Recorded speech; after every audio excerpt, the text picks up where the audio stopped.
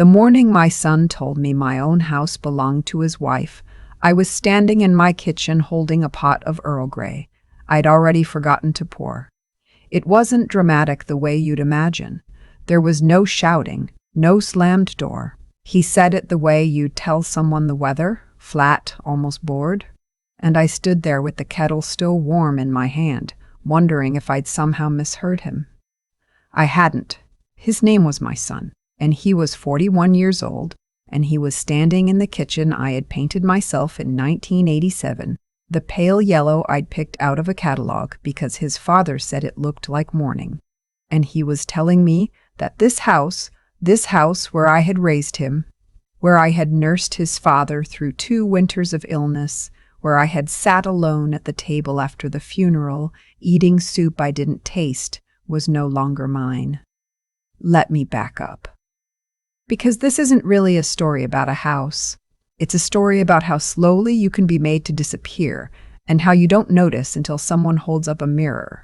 My husband Harold passed away in March of 2022.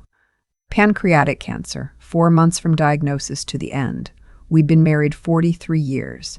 I know people say that kind of thing, and it sounds like a greeting card, but 43 years means he was the first person I called when anything happened, good or bad. It means I had stopped being fully a person on my own a long time ago, in the way you stop being a person on your own when you love someone that long. His absence wasn't a presence. It was a hole in the floor I kept nearly falling into every day. We had 1 child, our son. He'd moved to Calgary when he married his wife. I'll call her my daughter-in-law because that's what she was on paper, though she never once felt like family to me.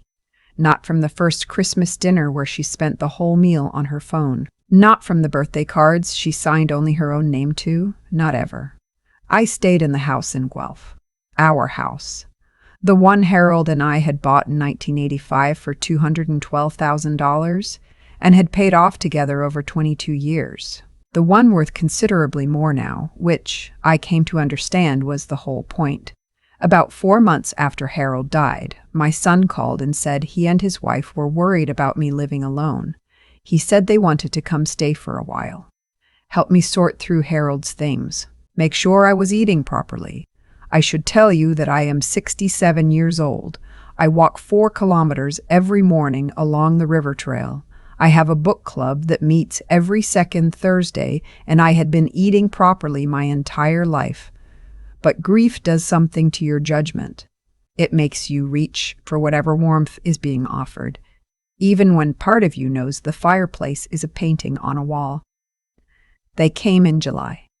My daughter-in-law had opinions about the house immediately. Not rude opinions. She was never overtly rude. I'll give her that. She had quiet opinions, the kind delivered with a small smile and a tilt of the head. The curtains were dated. The kitchen tiles were a hazard. The bathroom off the main hall was a fall risk, Mum, honestly. She started calling me Mom around week 2. I noticed that my son barely registered this. He'd grown into someone I recognized less than I expected to. Quieter than he'd been as a boy, but not calm. More like a person listening very hard for something just outside the room. By September, they were still there. I hadn't asked them to stay, but I also hadn't asked them to leave, and I understand now that this was something they were counting on. The first document appeared in October. My daughter-in-law said it was a power of attorney form. Standard, she said. Something Harold should have had me set up long ago. She had a friend who was a notary, she said. They could get it sorted quickly. Just so we can help manage things for you if you ever need us to, she said. You don't want the province stepping in if something happened. She wasn't wrong that I needed a power of attorney. My own lawyer had said as much the year before. And I was tired.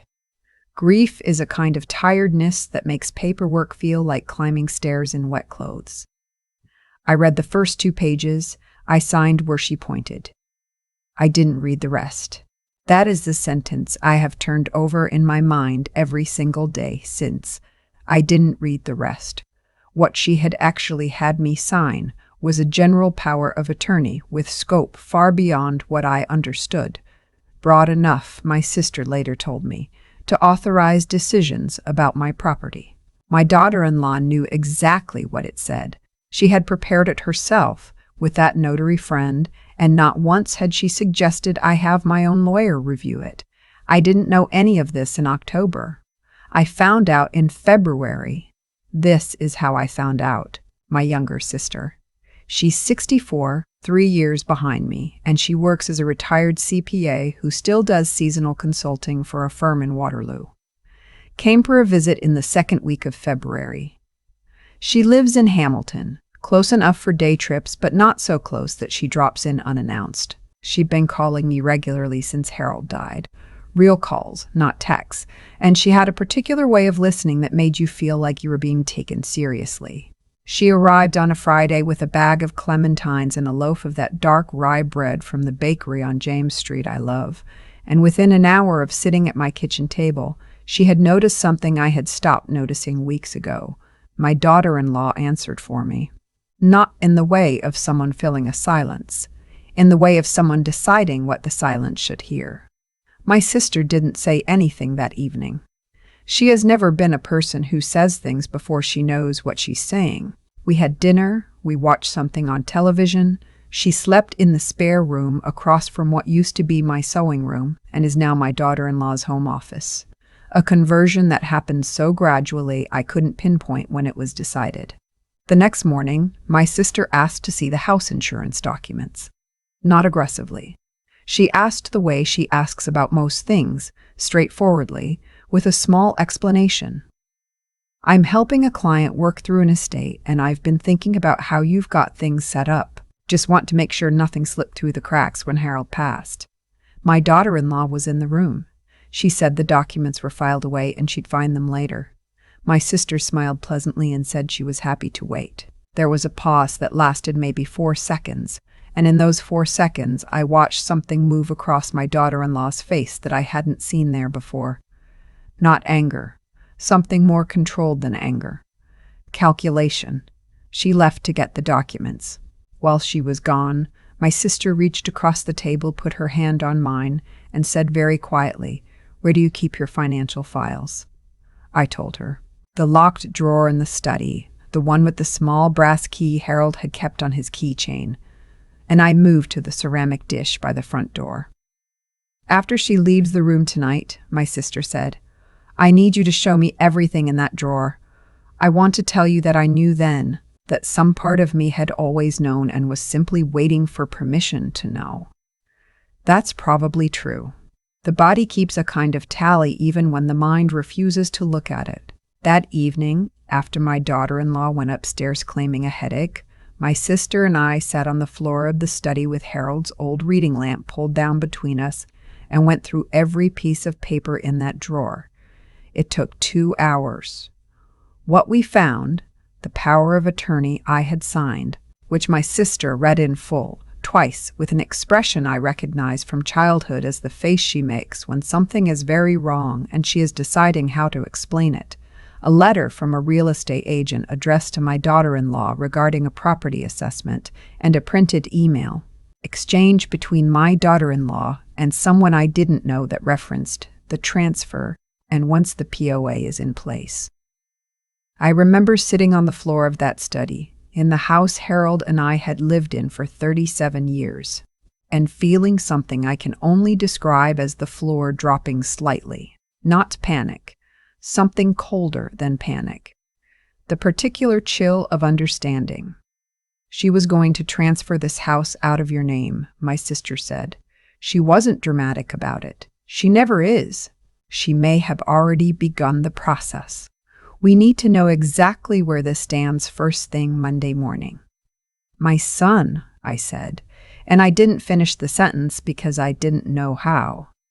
"I know," my sister said, and she left it there. I didn't sleep that night. I lay in the bedroom Harold and I had shared and looked at the ceiling and thought about the way my son had seemed different since they arrived. Quieter, more careful around her. The way he didn't quite meet my eyes at dinner lately. I had told myself it was grief. that we were both grieving in different ways. I had been so willing to explain everything away. Sunday was awful in the contained, polite way that days are awful, when everyone knows something is wrong and no one is saying it yet. My daughter-in-law was pleasant at breakfast. She made a point of asking my sister about the drive from Hamilton, about whether the 403 had been busy. My sister answered pleasantly, "I watched them like you'd watch two people playing chess, except one of them didn't know they were playing." Monday morning, while my daughter-in-law went to the grocery store, my sister called a colleague of hers, a real estate lawyer in Kitchener she'd referred clients to for years. She explained the situation concisely, the way she explains everything. He told her what he needed to see and agreed to an emergency appointment that afternoon. We drove to Kitchener and sat in a small office on King Street with tall windows and a fern that needed water, and my sister's colleague spent 45 minutes going through everything we brought. He was deliberate and calm, which I appreciated because I was neither. What he told us, the power of attorney was broad enough to be dangerous, but no property transfer had yet been completed. We had caught it before anything was registered with the province. The POA could be revoked.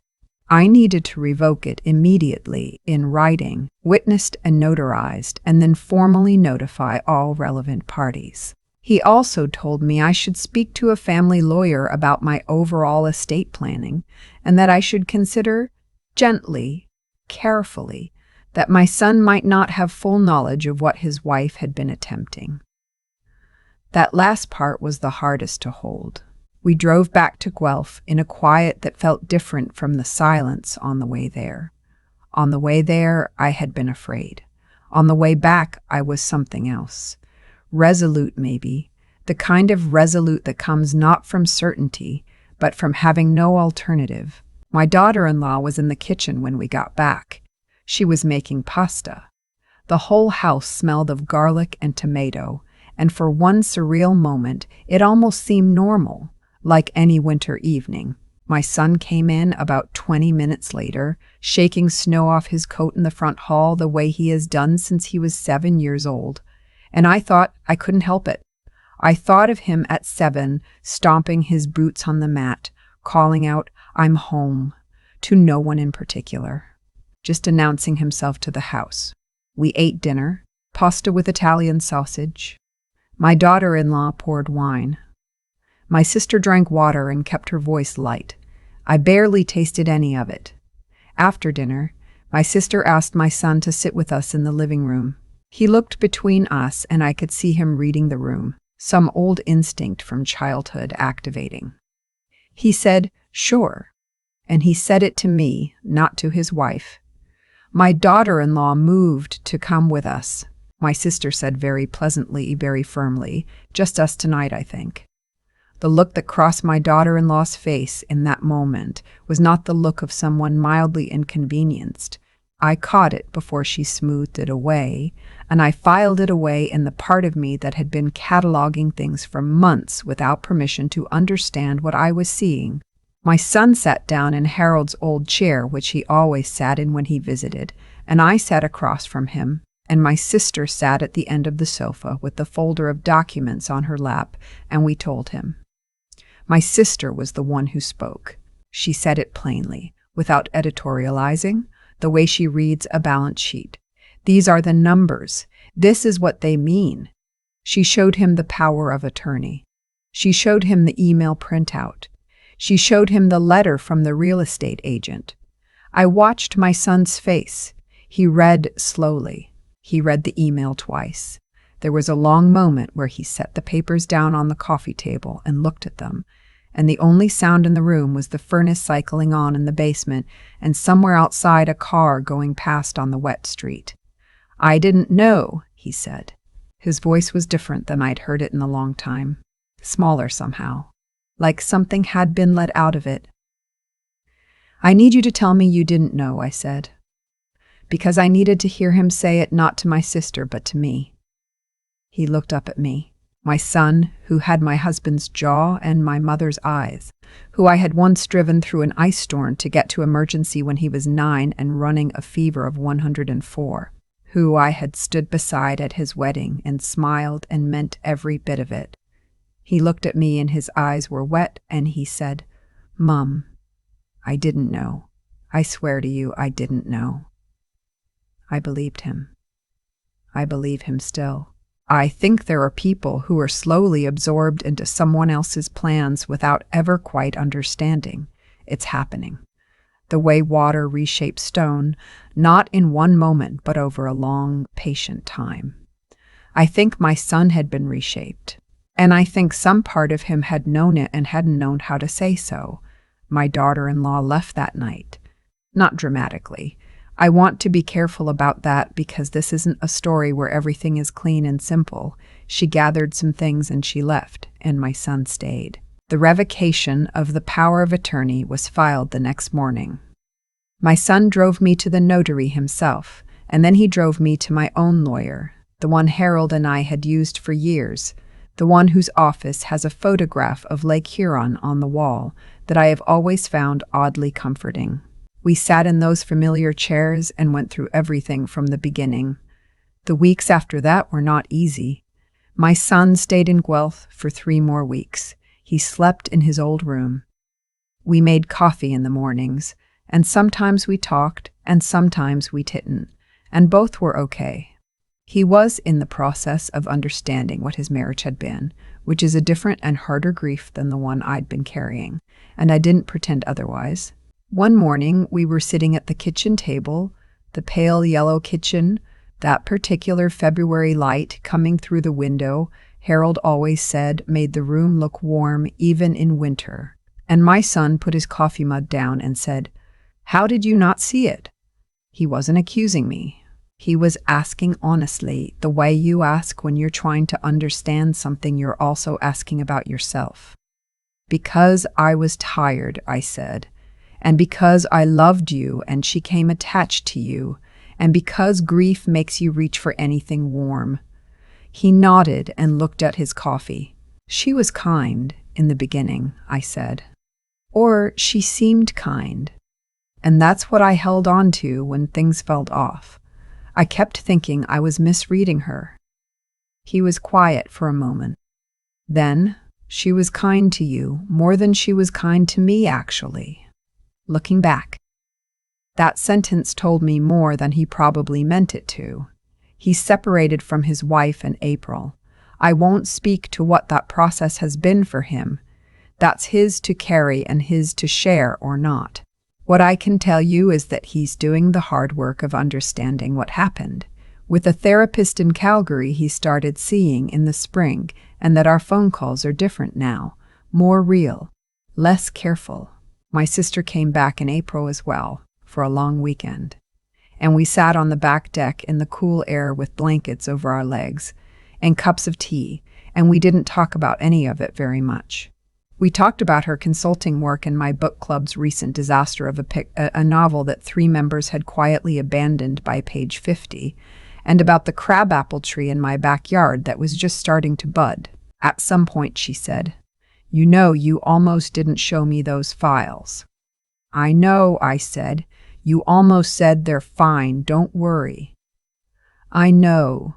She looked at the crabapple tree for a moment. "What made you show me?" I thought about it. "You asked," I said.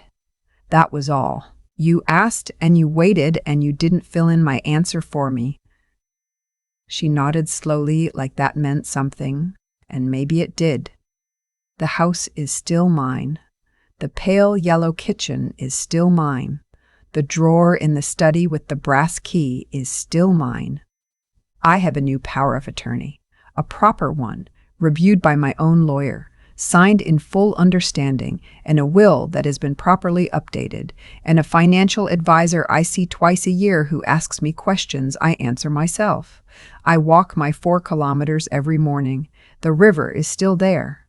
The book club still meets every second Thursday, and we are still arguing about the abandoned novel. mostly because one member insists it gets good after page 50, and the rest of us remain unconvinced. My son called last Sunday evening. He talked about his therapist a little. He talked about a hiking trip he was planning for the summer in the Rockies. Before he hung up, he said, "I love you, Mum," and it came out the way it used to when he was young, easy and without any of the heaviness that had settled over him in the years he was being slowly pulled in a direction neither of us understood. "I love you too," I said, and I meant it the way I always had, not conditionally, not in spite of anything, but the way you mean something that has simply always been true. I hung up and sat for a moment in the quiet of the house Harold and I built a life in the chair I always sit in, with the lamp on and the dark pressing softly at the windows. Then I got up and put the kettle on. And this time I remembered to pour.